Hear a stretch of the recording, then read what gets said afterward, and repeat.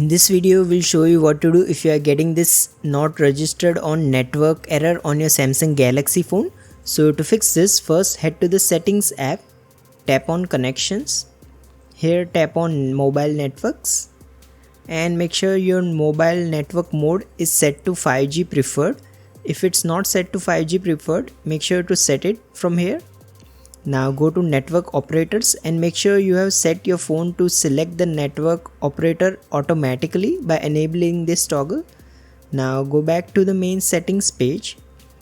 Here you will need to scroll down and then tap on general management. Now in this menu, scroll all the way down and then tap on reset. Now here scroll down and then tap on reset mobile network settings. Now simply tap this reset settings button and your issue should be resolved. However, if nothing else works, your last option is to open the quick settings panel.